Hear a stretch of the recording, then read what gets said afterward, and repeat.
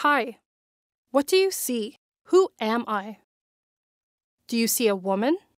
Or do you see a black person? And if you do see a black woman, what does that mean to you? Racism exists in every level of society, from individuals to the highest social structures.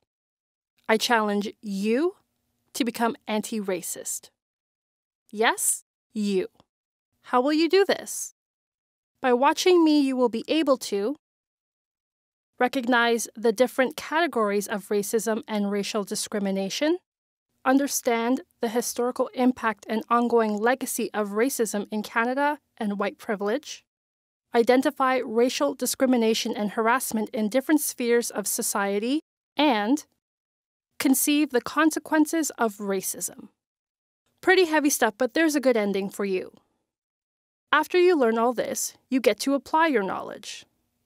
I'll show you what to do against racism, the benefits of living in a society without racism, and how to commit to being anti-racist. Come, let's begin. It is important to note that the legacy which was created by the racist history of the past persists today. Racism manifests itself in many different spheres of society. In academia, in the workplace, in the goods and services sector, and in health services, among others. A report examining race relations in Canada in 2019 states that 1 in 5 Canadians report experiencing racial discrimination on a regular basis. Is also evident in the Canadian employment sector. At the systemic level, marked differences in wages and unemployment rates have been identified among racialized people compared to non-racialized people.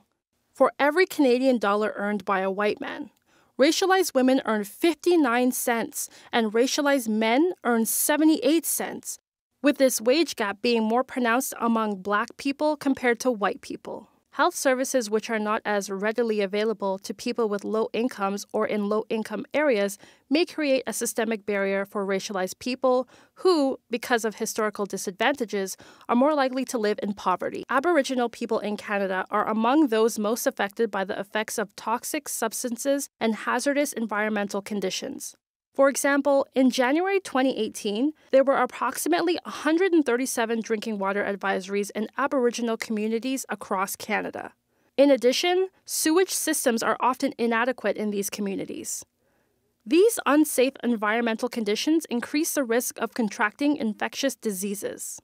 Internalized, interpersonal, institutional, and systemic racism, discrimination, microaggressions, and racial profiling can have lasting impacts on the physical and mental health of racialized people.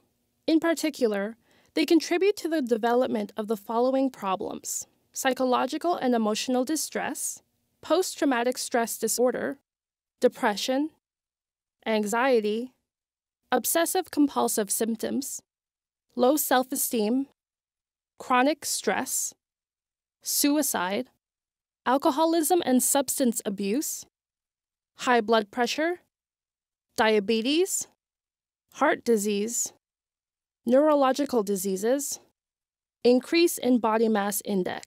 You need to recognize your own racial biases and prejudices, as well as those communicated by your environment.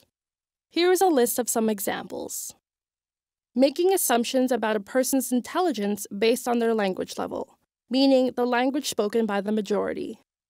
Having a preference for daycare centers where the majority of the caregivers are white. Having a sense of immediate danger in the presence of people from certain groups, for example, a woman holding her purse tightly when she passes a black man on the street, or a person who is concerned about the safety of their family when they pass a veiled woman at the airport. You have a law to protect you. Know your rights. Under the Canadian Human Rights Act, discrimination on the basis of race or ethnicity is illegal. The application of this law has 4 essential components to an organizational anti-racism program. 1. A statement of objectives, including an anti-racism model of social change and a comprehensive anti-racism policy. 2. An ongoing proactive surveillance.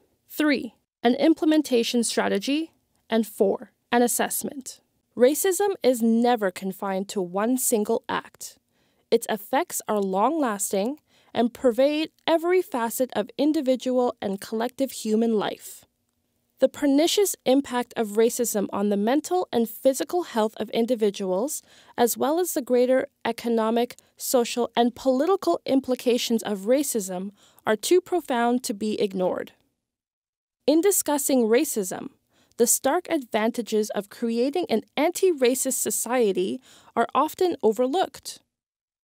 An anti-racist society is one in which all members are viewed and treated equally, based on their inherent value as human beings.